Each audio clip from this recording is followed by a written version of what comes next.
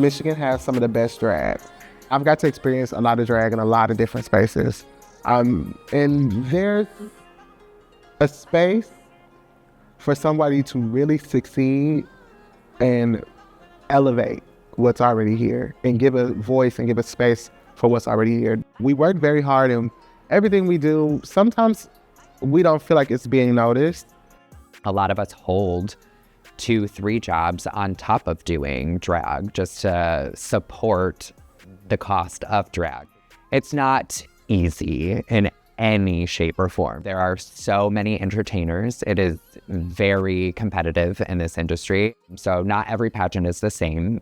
Drag is 100% an art. Drag is also a sport because we don't sweat for nothing.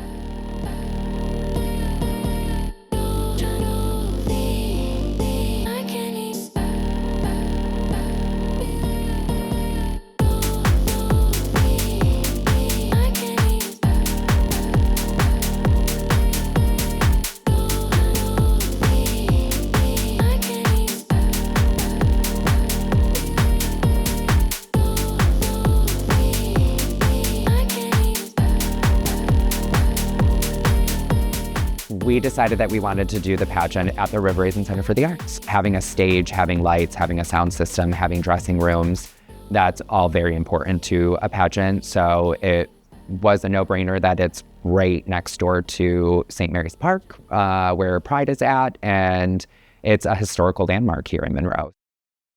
Being in like such a tiny little conservative town, doing drag, it's like, I don't know, I feel like I'm like a fairy, like, you know, like this could be somebody's first drag show.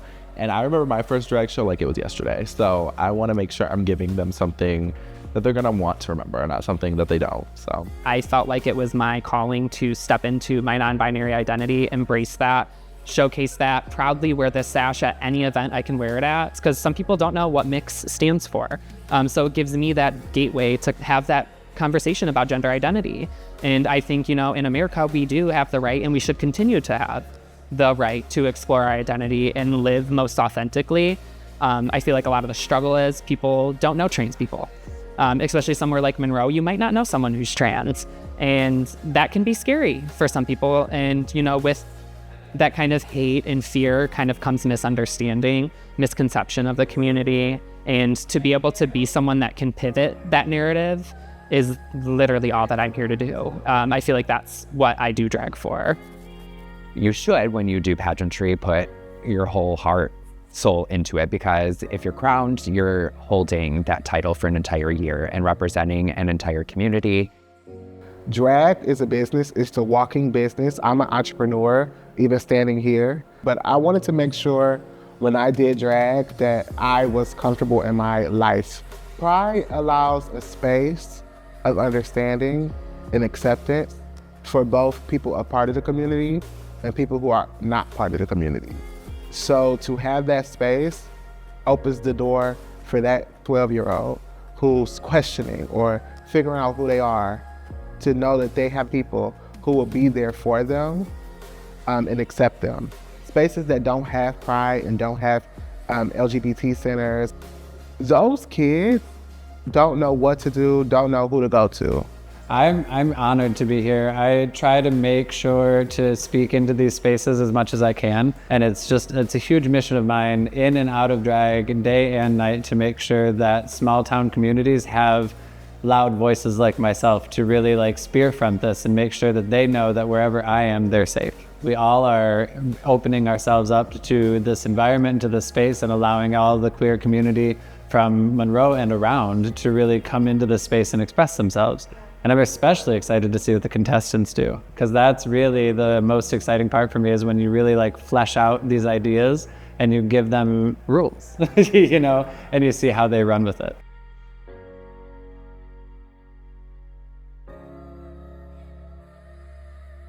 When we did the most recent Pride in 2024, I broke my ankle during the very first number, and I still had to host for the next 6 hours and do 2 more numbers, and I didn't know how I was going to do this. But after that first number, Emily and Reese Johnson came out on stage. They were like, Xanadu, come back out.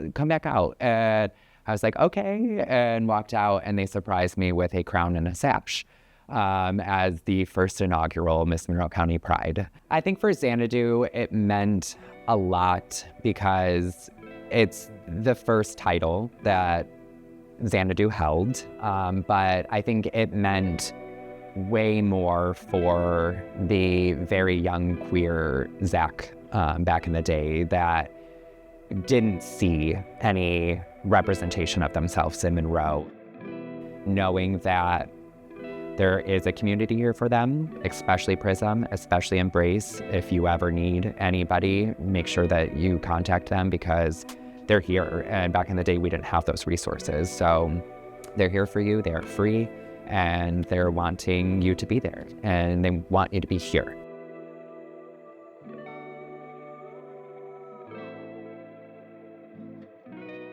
LGBTQIA plus people exist everywhere in every space. When you see that child who's walking through, it doesn't have to be your child, but when you see that child walking through, the first thing that goes to your mind is not that they're a gay child, but that they're wonderful. Presenting first off, runner-up with their awards is Reese Johnson, our Monroe County Pride Communications Director. Make some noise once again for your first runner-up, Champagne Divine. Congratulations. Xana, do you want to grab her these flowers behind you? When you get up under me, ride it like the